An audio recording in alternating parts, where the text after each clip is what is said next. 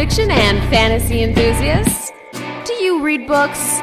Do you watch films? Do you hate deodorant? Then welcome to our podcast. You're listening to No Deodorant in Outer Space with Ryan Sean O'Reilly.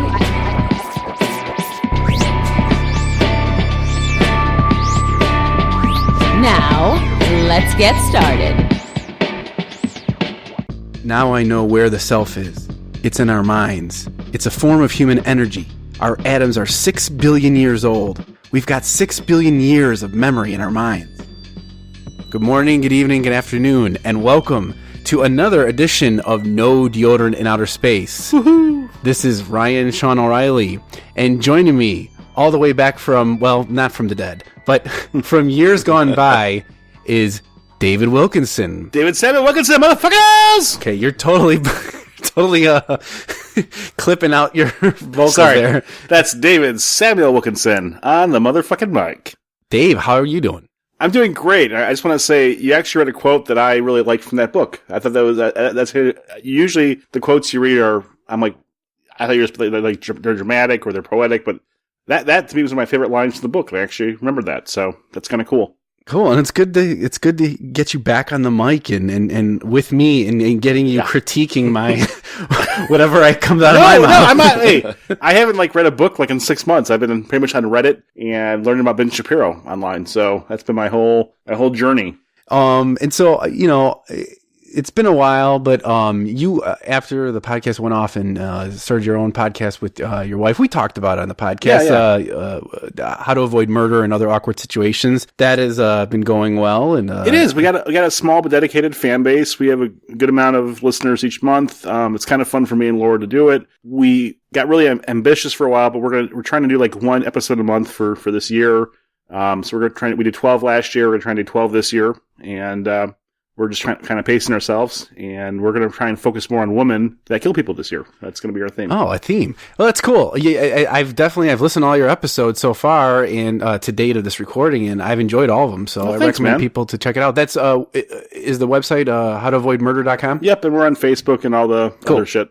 Okay, and we also have a special guest joining us who has not been on the podcast before, Dustin Decline. Hey, how's it going, guys? Thanks for having me. Dustin, how are you doing? I'm doing great.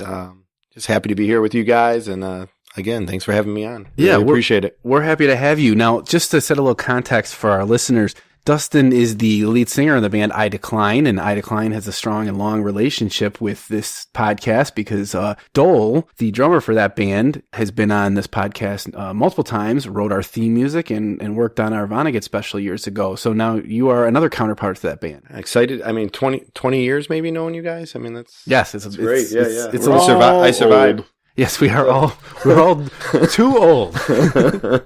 But Dustin, just to get our listeners acquainted with you, what's your relationship to science fiction and fantasy? Do you have any favorite authors or directors or anything, or movies or books that you particularly like? Anything? Because I know that you're a fan of the genre. Yeah. I mean, I think it defines me. It was a passion of mine. I don't really think I enjoyed reading until maybe around the 7th grade when I discovered Frankenstein by Mary Shelley, and that kind of that kind of blew my mind. And then later on, when I was younger, getting into the Timothy Zahn, Star Wars, Heir to the Empire stuff, and then just building on Robert E. Howard and Conan and things like that. So, and then the film and the movies, just always have been a fan of, sci-fi movies, from the cheesy, outrageous trauma films all the way up to, big budget blockbusters and everything in between. Just really enjoyed it.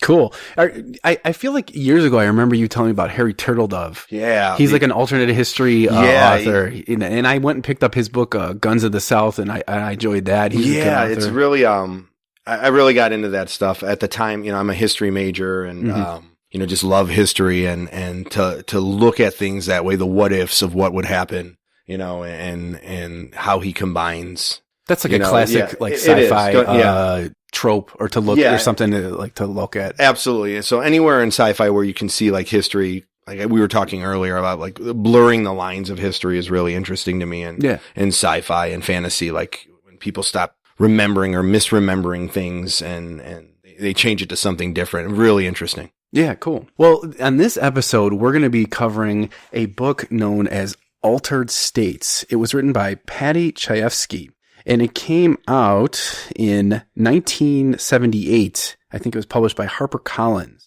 We're also going to cover the movie, which was directed by Ken Russell, and that movie came out shortly thereafter in 1980 and starred William Hurt. So we'll talk about the book now in this episode, and then the next episode we'll talk about the movie. So let's kick things off here by going around the horn just real quick, and everyone just giving maybe like a one-sentence, concise little tidbit or nugget of their thoughts on the book. So, Wilk, I'll start with you, just if you have any kind of like one-sentence summary. I know I have mine prepared. I wrote it out, and that's always a fan favorite. It is. But let me get your kind of impromptu classic Wilk response. Drugs will make you a superhuman until they don't. Ow. Excellent. Coming from the clinch already. Yeah. Dustin. A pretentious, convoluted look at the human conscious. It was rough. It was a tough read for me. Okay. Yeah. I have a sort of a convoluted opening. Mine is urgent and practical prose bolstered with dialogue that at times feels weighted with jargon while fully acknowledging the supremacy of story, and at other times stabs right into the heart of humanity. What he said. There you go. I mean, I don't think a lot of people have read this book. It was hard to get a copy of it. I mean, there's not a lot of stuff out there. Yeah. I was trying to get one for free online. I couldn't find a reliable copy. Yeah. I didn't bring mine.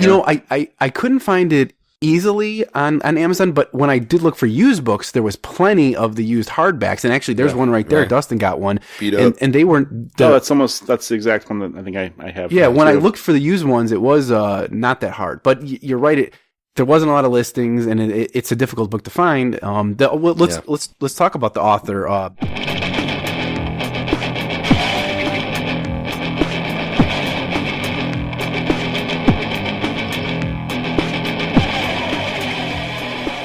He only put out one book, and this is it.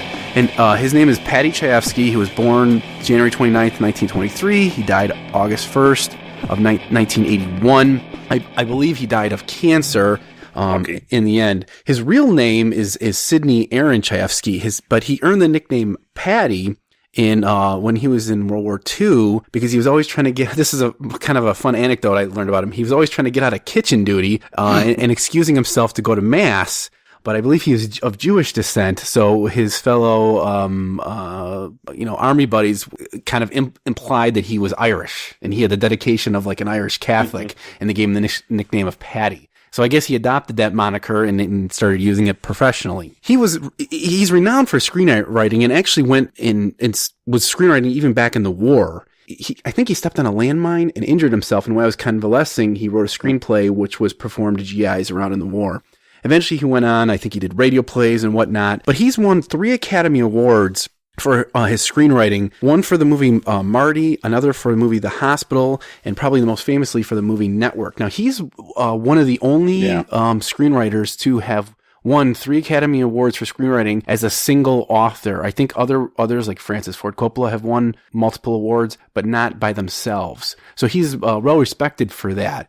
Network, I've never seen these other movies, but I feel like everyone knows the quote from Network. It's like, I'm mad as hell and I'm not going to take it anymore. Yeah. It's longer than that, and I'll put a link on the website, but it's a real famous quote. And Paddy is known for his dialogue and for these kind of like monologues that his characters would give in screenplays, whether they were in television or movies. And he built a real name for himself and earned these awards for that. He's also done, I think, things like musicals. What else? He was married until his death. Pussy. I think he started using a lot of technical jargon in the movie The Hospital, and I think earned a name for himself in that way in modern television by making like actors who were playing doctors sound more realistic by incorporating technical terms. Now I watched a bunch of interviews of people who knew him and worked with him during his lifetime, other writers and directors and stuff, and they all said he was a very, very talkative guy and very, very knowledgeable and knew stuff. I think he came from like more humble beginnings. I think he grew up in Brooklyn, and a lot of his characters had more kind of like blue collar roots,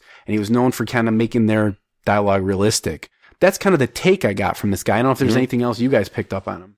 Well, I saw this guy overcompensating a little bit too. I just felt like he was like using every word that he knew. Well, you're talking about in this book. In the book, yeah. And I guess I didn't really think of the screenplays. I'm actually looking at his list of movies right now and the ones that I've seen or not seen. But like, I almost feel like it was like a socially awkward kid trying to be smarter than he was, trying to impress people, and not quite in a like a obtuse sort of way, but just like, overcompensating is how I would phrase it. Like trying to get into that academic elite, like that's where he wanted to be. And I don't know. Did you feel? Have you seen any of his movies? I don't know that I have. I've definitely seen Network, and I mean, Network is a classic. I've seen The Hospital. Oh, you have? Okay. Did you feel that way when you, or do you remember if you felt that way when you saw those movies? Did you feel not at all? No, Network to me seems like it's inspired, like people like Sorkinson, the guy that did The West Wing and A Few Good Men, that snappy dialogue, the pacing, and I think the cinematography of Network was kind of inspired by the sharp writing. If you look into that, that's kind of a whole different topic. This guy's very respected for his writing. Yeah, but I think this is the key, writing his screenplay, guys. There's a difference between writing a book, and obviously his skill is at the screen. And I think that we'll talk more about it when we get to the movie. But, when you watch the film compared to the book, like it's more digestible to me, Yeah, this is his first and only effort at prose in a novel format, and he died, after the movie was done. So, and then that was like, a couple years after the book was actually written. So the book was like I don't know. It's like trying to get like fruit out of a coconut. I mean, there's good stuff in there, but there's a hard shell around it, and like it was useless. You know what it reminded me of? And I was telling Dustin this earlier. It reminded me of Jules Verne. I felt similarly. Jules Verne in 20,000 Leagues Under the Sea, which we covered in a previous season. That was filled with a lot of like facts about ocean creatures, and it was interesting. But I was listening to another podcast. I can't remember which one. Maybe I'll try to remember before I put this episode up and put a link up. But Jules Verne, he wrote that story a long time ago, and this book was written a while ago, but not as long as Jules Verne. But it was before internet. So back in Jules Verne time, if you wanted to learn things, you either had to know a scientist or read like a Jules Verne book. In Paddy Chayefsky's book, Altered States, it's got all this technical jargon in there where, it's encumbered with it. It's funny. And awkward. I like how you say that, before internet, because I mean, like, Moby Dick was like that, too. I remember my dad bitched Moby Dick in high school. He was like, that book, it's a bunch of bullshit. I mean, half of it's great. The other half's about whaling. You don't learn about whaling. Yeah. I'm like, but it's very technical. You should every other chapter. I'm like, thanks, Dad. But there are authors who can weave that into a story and make it seamless. This guy, it's cumbersome. It's hard to take 100 and, you got to get 150 pages in. Yeah. To start like getting the gist of like where he's really what he really feels and what his characters feel. And I feel like the characters were thin, guys. I mean, there was not a lot of depth to them. Yeah. I mean, I didn't enjoy the book. I mean, if I had been in high school and a nerdy kid in my physics class who was like very smart had said, "Hey, I wrote a book over the weekend and handed it to me," it wouldn't surprise me to read this. I mean, it had good stuff in it, good concepts, but like, I mean, it wasn't a marketable novel. It's not like Naked Lunch where it was terrible on purpose. I don't know. It surprised me because I researched the author a little bit before I read it, and I'd read all this stuff and listened to interviews saying how good he was with dialogue. So when I got to this and I was like seeing all these like long technical psychological terms and I was getting stuck on them, and they just kept coming at me, like getting pummeled with them. I was like, how is this guy known for being known well for dialogue? Although then I went and looked at the clip for Network of that famous speech, and I'm like, well, that's a great speech. And then you do see some of those buried in this text. Yeah. So it comes through, but it's just, you got to dig for it. Although it's not a long novel. Well, that quote you read, one of my favorite concepts I don't think is explored enough is genetic memory, and like what role does instinct and memory play in genes that we pass on. I mean, like, I don't know. It's just kind of weird. I always like to think that, like, is there some way that we could have memories in our mind of past lives of people, because it all does get passed on. I mean, it's like archetypal, I think Jungian psychology. Well, instincts, behavior. How does an animal know to stay away from the color red if they've never been hurt by a red animal, but 8 generations of other animals have? Yeah. Nobody fucks with the porcupine. I mean, are they communicating? Are they talking? I mean, how do they? I don't know. So I just don't know what role that plays in humans. I feel like we don't learn a hell of a whole lot as a species, but we're kind of young. So.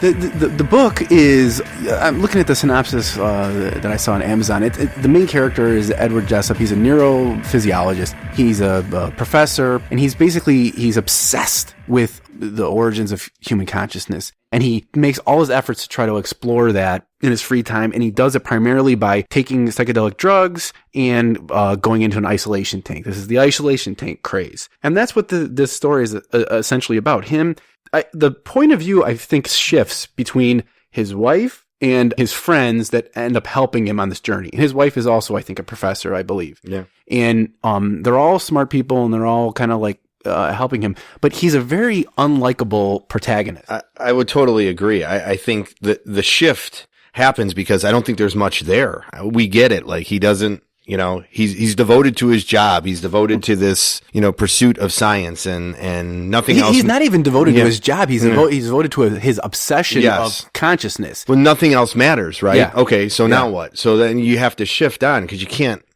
he drags it along. The author drags it along for how many pages till we're kind of like, all right, we get it. Like this, what's coming up? It was almost like the inverse of an Ayn Rand novel where the character recognizes himself as inherently inferior and is trying to make himself superior, but to the detriment of being interesting and everything else. I mean, like it was. Yeah. He's a reprehensible person, and I don't know if reprehensible is a strong word, but he's a dislike. You don't like him. Well, Ryan, you're a writer. I don't know how much you write, Dustin. I write a little bit, and most writers, we all hate ourselves, right? So I think in order to write or do comedy or perform music, you have to hate yourself on some level, and that's why you want people to validate your existence by doing that. So this seemed very, not autobiographical, but it seemed to be like almost a stream of consciousness that he was putting in the paper of things that interested him. That's what I got. I mean, this is his own bag, so to speak. Here, I mean, this was his own thoughts, his own, and maybe he didn't think highly of himself. That's very interesting. It's like it's almost an autobiographical depiction of like an artist or anyone passionate about something that neglects the rest of life. Yeah, and we know people who are obsessed by things, and their passion, and it just seemed like an exaggerated version of that type of person. It was like there wasn't the depth that I'm looking for. Although the character admits it. Yeah. He's not, he's like self-aware, and he's like, yeah, I'm not a good dad. He's like, but I'm a decent person. He's like not like beating people and stuff. It seems like a cop-out to me though. What's that, like 3 lines, and then we don't have to analyze any of those relationships, right? Well, like, okay, we can move on. The old Chris Rock joke, you're supposed to be a good dad. I mean, like, you can't, you're like, hey, I'm out murdering people. Well, you're not supposed to be murdering people. I mean, like, let's set the bar a little bit higher here, it's, yeah. Hey, I don't molest my kids, at least, right? I feel like this is as much as it's not a long novel. I feel like, and it as much as the technical jargon is obstructive in getting through it. I feel like it's a fast read in the sense that the story moves fast, and it to me this does read like a screenplay. I'm like, I almost feel like this is a 3-act screenplay, a classic format, and we were just going through the acts and then we're done. And I'm like, it's like almost, I mean, it took That's me. Interesting. Yeah. If I tortured myself and reread this, I'd look at it from that perspective, but I had a hard time getting into it. Like the first 25 pages are brutal. They are just, I mean, what am I doing to myself? Like I'm reading for enjoyment, but this is not enjoyable. So I read the first 20 pages 3 times. Yeah. Right. I read the first 20 pages 3 times. Yeah. I mean, I read it in a weekend, and I just basically read it in bed before I fell asleep each night, and started on a Wednesday. Do you think that if he were to and now this is later in the guy's career, he's already won Academy Awards and all this stuff. He's very well respected. If he was a burgeoning author and didn't have any cred, and some editor came through and edited it more harshly and took out some of the technical stuff, do you think the story that is left would be more compelling?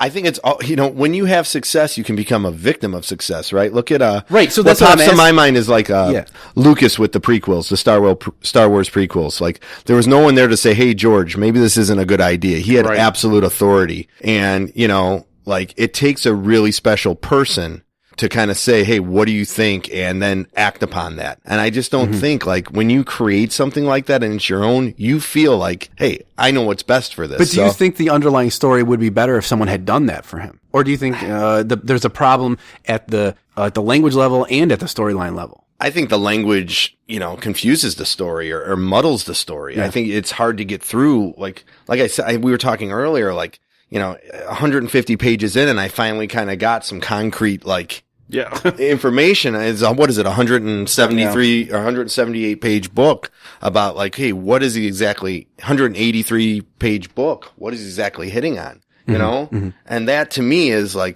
that's basic writing and understanding. Hey, you got to get your audience involved. You can write for yourself, and this is important to you, but it still has to be entertaining. It has to be enjoyable. It's like Tarantula, a book Bob Dylan wrote that I read in high school because I like Bob Dylan. It was a shitty book, but because Bob Dylan was Bob Dylan, he got to publish a shitty book that was pretty shitty. And I read it, and I'm like, that's not good. I didn't like this book. You didn't like, but you know what? I think this is. But I felt like I knew more about an artist that I liked. Mm-hmm. And I don't know if somebody that I admire John Carpenter, not John Carpenter, who wrote Hellraiser. Oh, Clive Barker. Clive Barker. Yeah. Clive Barker does paintings. And I don't know if they're good or bad, but I have one, or I wanted one. Mm-hmm. Laura was going to order me one, and then I saw it cost like $750. I'm like, don't spend $750 on a painting by Clive Barker. So I have a print of it that I hung up, and I think it's kind of cool. Because I'm like, oh yeah, this author painted this. I printed it up in a high definition printer.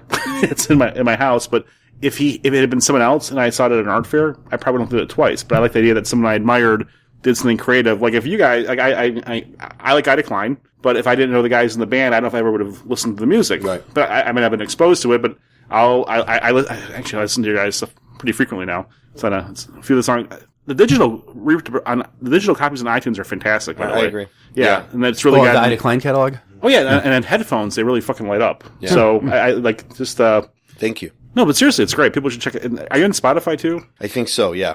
Yeah, you are. They are on Spotify. Yeah, they are. Amazon Music, those type of things. Yeah, but it's fun to listen to things where you know the people that are involved. You like the people that are involved, and if I decline, if you or Dole wrote a book, I'd read it. So right. Are you saying that maybe because of this author's credentials and his background, I was meandering there. Yeah, it makes it interesting, but other than that, it maybe is not so great. Yeah, it's I wouldn't check it out. It's I wouldn't Gary Busey probably has people come to his painting shows, but if it wasn't Gary Busey, you wouldn't go. Mm-hmm. I mean, but same thing with this guy. I mean, if he wasn't an established screenwriter, would this book wouldn't have been published it wouldn't have been published like this. Yeah, this book didn't make money, but it was a movie that was pretty good. I thought. So. Okay, so we didn't talk about this, but the book is about this character going into an isolation tank, and he goes to Mexico, and he takes ayahuasca or one of these drugs, and he kind of trips out on it, and then he brings the stuff back, and he's like, oh, this is it down, this is the key to consciousness, and he starts taking it more and more, and then he's like, I'll take it, and then go in the isolation tank, and then he's like, this is going to get me closer to the truth of mankind. Right. And like I said from the quote, what our primal self is like. And he starts having weird experiences in these tanks, but the story takes a leap because not only does he just trip out, but he actually physically changes. Yeah. He turns into a caveman or primal proto-human or whatever is the term. And he physically changes. What I liked about the story is that when he comes out, he doesn't go on kill all these people and do all this crazy stuff. What happens afterwards is somewhat believable. He physically changes into a proto-human, comes out of this isolation tank, and then runs around the city, and he ends up breaking into the zoo and attacking eating a gazelle. Thompson's gazelle. And I think when this movie came out, there was a lot of movies that came out with the caveman kind of aesthetic or whatever. Mm-hmm. But there's definitely Quest for Fire. There's definitely Quest for Fire. There's definitely been a school of thought about our brains and our ancient selves and what motivates us today based on who we were hundreds or thousands of years ago, and how to do we do things today that somehow relate to that? And there's a psychology behind that. And that's the interesting concept that I think this author is exploring when he eventually gets around to that. Yeah. But I think there was such an opportunity to go deeper with it. He changed into a proto-human, and he got to this primal state of human consciousness, but what then? Yeah. That happens near the end. It does. And it's okay, why didn't this happen earlier, and why didn't we explore that deeper? Why did it have to wait? The purpose of it was very confusing to me. It felt cheap? Yeah, it did. It felt like did you, when he made the leap of going from tripping out psychologically to physically changing, did you guys buy that, or did you feel like this doesn't work? Nothing really worked for me here. I just kind of read it. Yeah. I mean, I wasn't really invested in the book in terms of the story. So when he actually physically changes, you didn't care, but not because of what happens, because you already were not that invested. Well, I'm not sure if it was real. I mean, I'm not sure if he actually changed or not. I'm not sure if I'm supposed to think that he changed. I thought I initially thought, did that just happen? Oh, I thought that was clear. To me, he did change because he, well, I guess no one sees him. Well, none of his friends, none of the other narrators that are main characters see him as that caveman. I don't have a problem with the transgender movement or things like that. I'm very accepting, but like I kind of looked at this as I do a transgender person, where I respect someone's right to believe what they want to believe, whether it's reality or not. And I kind of thought the altered state, so to speak, the altered physical appearance might not be a real thing. It might be his own perception of his... or like a projection of... right. Mm-hmm. I mean, like, I'm not trying to equate it with being transgender. I'm just saying that, like... You're not equating with it. You're just saying... No, I'm saying, but if he believed it was real... But there was, one of the points in the book was that there was blood in the tank, and they didn't test the blood. Yeah. But it was like but they said that he had no injuries where the blood could have came from him. They kept saying he bit his lip or something. Yeah. They thought, and then they said that they didn't see any of it. Yeah. I mean, I guess that's interesting that you guys think like it could have been in his head. I can see that, but I took it literally that he did change. Yeah. And this whole book reminds me, I listened to a funny podcast. It's called, I'm late in the game with it. It's called The Adventure Zone. It's three brothers playing Dungeons and Dragons with their dad, who's like their dad's like a legitimate radio broadcaster. And it's hilarious to listen to the dynamics of brothers. But one of the things they said in an episode are like, they're talking to their brother who's running the campaign, and he's explaining something. They're like, is the answer love? Is the answer all along love? And this book, that's what happens. And I heard I read a quote from Chayefsky or someone said that at some point he quoted, saying that this book was kind of a love story. And the way this book wraps up is that he's having these problems because he's done these experiments on himself, totally like, on humans, unethical. He's changing into a proto-human, whether or not you believe it. He's having some kind of mental issues, and he comes out of it feeling changed. He may be changed. There's, I guess there is some physical evidence. They're taking x-rays of him and they're looking at his bones and they're claiming there's some changes. But he feels all of a sudden like that he's going, some kind of metamorphosis. And the way he stops it is by reconnecting with his wife, who he's long neglected, and basically finding love. Yeah. I don't buy it though, because they never they set that up. It was a failed attempt to set it up. I guess what I should say is that, that relationship was so shallow from the moment on to that point. Yeah. How am I going to buy it now? Like all of a sudden he just, she brought him back, but it was hard for me to buy. Yeah. I think I agree with you. I do agree with you. It's like the whole point of the story it's almost like the whole point of the story was this character who is incapable of love learns how to love by taking psychedelic drugs and going in an isolation tank and turning into a caveman. and the depth to it is supposed to be exploring consciousness and all this stuff. But that's almost essentially what Chayefsky is saying is this guy finds love who is incapable of love. But did they ever even have love from the beginning? And that's a very good point, Dustin. They didn't, like, the wife is constantly, even in the early scenes when they first meet, she's kind of like saying like, let's get married. And he's like, that'll be inconvenient and stuff like that. Like, yeah. So then at the end, when he does like finally like fight this like phenomenon that's happening to him by saying he loves her, and then it just ends right there. Like that's the wrap up. Oh, I love you. I'm saved. The end. Yes. It is. This book felt like a very typical, like Hollywood 3-act structure thing. Like, I don't know. Yeah, I try to figure it out. I'm trying to think of the times when it was written, late 70s. Yeah. I'm trying to think of, is there, does that have an influence on anything, or does the old Hollywood cinema style have an influence on his, like, oh, we got to have a love story, but, this is out there, So I'm trying to put myself in the author's perspective, and I just can't wrap my brain around why it turned out the way it did. And then when we get to the film, it was a different experience for me. Mm-hmm. It's almost like he's going in this direction, and all of a sudden, like, he's got to find a way to end it. So he's like, "Oh, love is the end." Yeah, I mean, is that the next step from the primal nature of man? Yeah, you know, is that the evolution of us? Is once we figure out love, do we evolve to that? That would be far more interesting to me. But I never felt that connection, and they never talk about it in his experiments. There's never talking about exploring emotions and all. I mean, all they're talking about is like, he said there's something where the character is like, all I cared about was like hunting and eating, and I felt so at peace. Yeah. So he felt peace at being simple. Yes. Not about having complex emotions. Yes. So yeah, it just doesn't build to that climax that the author ends this on. Yeah, it's a miss in my book. Do you agree, Wilk? Yeah, more or less. Okay. Sorry. No. I mean, that's, yeah. There was an interesting quote on the book jacket. I don't think I have it right, but there's Chayefsky claimed that he was looking kind of like almost like for a convergence of science and religion and philosophy and spirituality, and kind of like the point where all these studies come together and it gets fuzzy. Like, you know, science is exact to a point. Religion is fuzzy, but there's points where it makes sense. And there's an intersection of all these things. And that's what this book was trying to explore. And I agree with that to a point. I think like the good elements of this book where there are solid monologues by characters, and maybe like that quote I said, is where he was going for that. Yeah.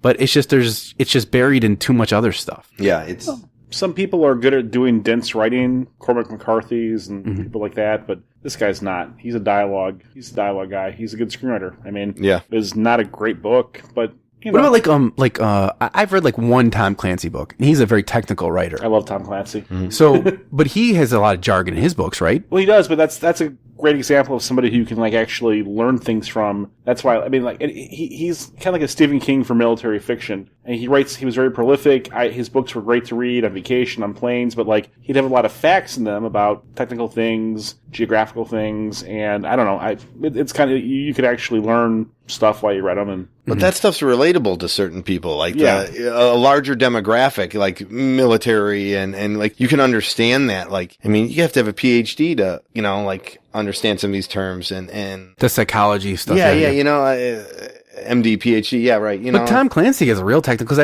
remember like being a little turned off when I read him. Right. Like it was like so much. He went out of his way to use all the technical terms for military components. He's very into engineering, nautical, flying stuff. I don't know, but like, But you could geek out on stuff like that, guys. You can geek out on that. You can geek out on cars. You can't geek out on, you know, the psychological grad school psychology. Yeah, you know, like it comes off as pretentious. It comes off as like, I want to punch this guy in the face. You know, like he thinks he's better than me, or you know, like I don't know.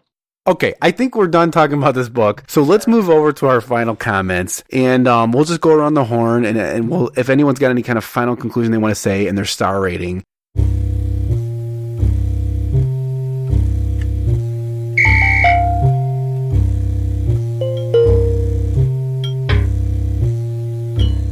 Let's start with you, Dustin. Like, any final thoughts you have about this book, and then out of 5 stars, how many would you give it? It's a rough read, guys. It's you know, it takes too long to get to where it needs to get.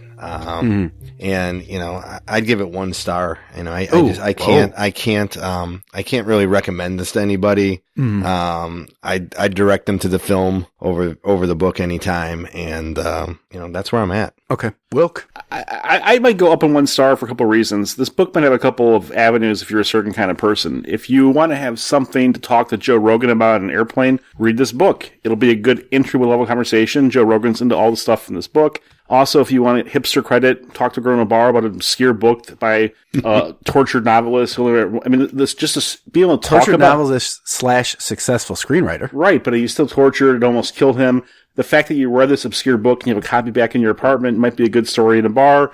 I'd say it's a 2.5 star book for the story of reading it, not for the actual content itself, just for the credibility of saying, I read this book, nobody else did. It's like climbing a mountain or something. So, I don't know. I mean, I'm glad I felt like I was doing a dare when I read the book. Like, I would never, if I was in an airport and I started reading this book and there was some book about, like, the alphabet murders by James Peterson, I would put this down and read that in a heartbeat, because this book was fucking boring and stupid, but it's kind of cool that I read it. I'm glad that I read it. It wasn't terrible. I'd give it It wasn't terrible on purpose like Naked Lunch, which sucked. I'd give it 2 out of 5 stars. Okay. You're making me want to pull my rating down, but I'll Joe Rogan talk. No. Just like, both your thoughts on this. I'll give this 3 stars. I think that's what I gave Jules Verne, 20,000 Leagues. I liked it more than I think you guys did. I think there is like some solid dialogue scenes, but it's a tough 3 stars. Part of me wants to go down to 2.5. And would you give it 2, Wilk, or 2.5? I gave it 2. Yeah. I'm kind of surprised you gave 20,000 Leagues 3 stars. 20,000 Leagues is a way better book. You can't. I mean, it's just that was written in the. I think that's what I gave it. I'd have to look at. It's like a 19th century book, though. Give it some credit here. I mean, this is. Yeah, they're different. They're different, but I found some similarities, and I think there is some spots in this that really hit at the heart of humanity. And this is the part where Rick would yell at you, and I would encourage it. But he's not here. So, okay, that's what I'll give it, and I guess I'll just say, it's a tough read to get through. It's kind of like what you said, Wilk. It's interesting to check out if you want to learn about this interesting author and person, and there's some fascinating comments or fascinating concepts that he explores when he eventually gets around to it. Well, and again, I mentioned I was in the sound check. I was talking about Ken Kesey. I always like the Acid Kool-Aid Test, One for the Cuckoo's Nest, all those books. I like books about altered states and drugs. I like the conscious. The 70s was full of that. I love the 70s. As we've talked about, I like the music. I like the movies. I like the culture from the 70s. I kind of dug the counterculture 70s hallucinogenic vibe that this book had to that extent. But yeah, I just felt like it was more of it was like a vanity project, not a passion project. It was a vanity project, and that's all. All right, so that'll wrap things up. Wilk, why don't you go ahead and plug your other podcast? Oh, we have a podcast. This chick Laura and I, we have a kid together too. The podcast is called How to Avoid Murder in Other Awkward Situations, and we put it out once a month on no set date, and it's very sporadic, and we don't aim to please. And our YouTube following is very rabid and angry and racist and kind of frightening. But we have like 20,000 hits per video, and I don't know where that's coming from, and it's terrifying. So please. What's the website? HowAvoidMurder.com, I think, is one of the websites. And you can find us on Facebook or on the internet. And yeah, you're on iTunes and all the other places you can get podcasts. Yeah, and I'm sure there'll be a link. I don't know. If you just Google shit, you'll find us. If not, we'll find you. It's no big whoop. All right. It's all sex games. Dustin Decline, your band I Decline, can be found on the internet, I believe, at i-decline.com. Yes, sir. All right. By the time this comes out, this might all be done, but I believe you guys are actually finally finishing up the recording of an album. Yeah, we've been working on it. I mean, it's been 2 years to go through and get it and work through it. So I'm pretty pleased where it's headed, and it should be out by the time we're hearing this. Cool. And I remember that album has songs called The Galaxy, so it's a little bit sci-fi-ish. Yeah, it does have a sci-fi element. It's when we started writing it, I was going through a terrible divorce and kind of wrote parallels to the end of the world. So it's kind of an end of humanity as my life was falling apart, and I saw parallels in that. So you kind of pulled them together.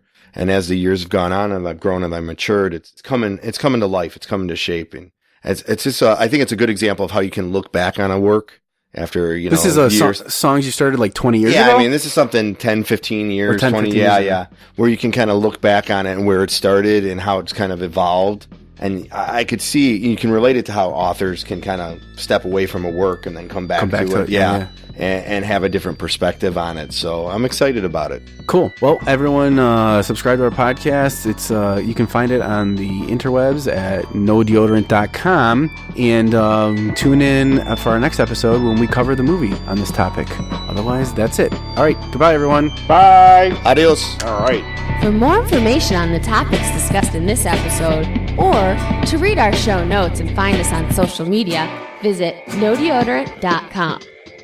For more information on Ryan Sean O'Reilly and his various works of fiction, visit ryanseanoreilly.com. The theme music for this podcast was written by John Doyle from the band I Decline. You can visit him at i-decline.com. Voiceover for this podcast was provided by me, Margaret O'Reilly.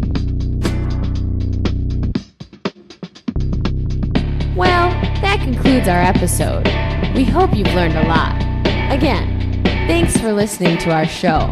And always, always remember, There is no deodorant in outer space.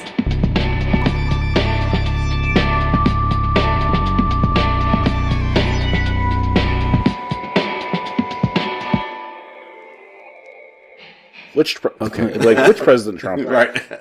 His son, his daughter? All right, so we'll go. Right. And I'll start off the show with a quote. So, in 5, in 4, in 3, in 2, in 1. So, no, just don't tap your hand. Sorry, like slapping with your hands. The bar. It's a weird format here. I want to like walk around and like I can't sit still. A bunch of guys sitting at a bar. Yeah, but so no one likes psychologists. Well, I don't know about that, Mr. Wilkinson, but I understand your sentiment. All right, they don't do anything useful. That's a problem. And they're mostly just the freshmen in the dorm telling you that you have a disorder grown up. I think psychologists provide a service. I mean, mental illness. So do hookers. But I mean, it's a service that anybody could do. It's not. Doesn't. I mean, like here, I'll be a psychologist. Ryan, do more for you. Take time to take care of yourself. Be selfish. Don't neglect you. There, I'm 90% of psychologists everywhere. They basically tell you to be selfish and take care of you and stop trying to help people. Stop trying to focus so much on helping other people and focus on what's good for you because no one else will. That's every psychologist. I disagree, but whatever.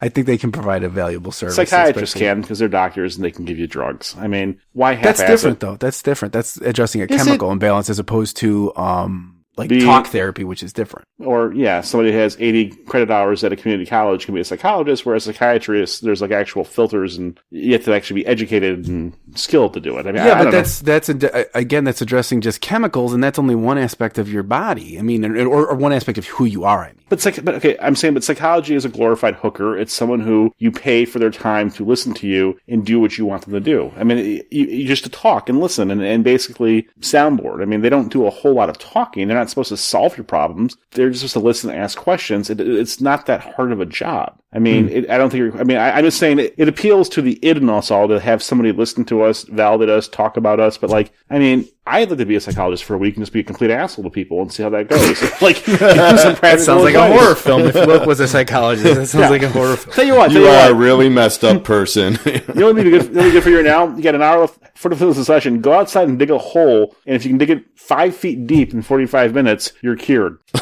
I mean, I think the world is better off that you decided not to follow those aspirations. I disagree with you. I think psychology as a profession can provide valuable service, and I think hookers. I like hookers. I like psychologists. I put them on equal footing. Mental illness has a big stigma in society. It's getting better now. As do hookers.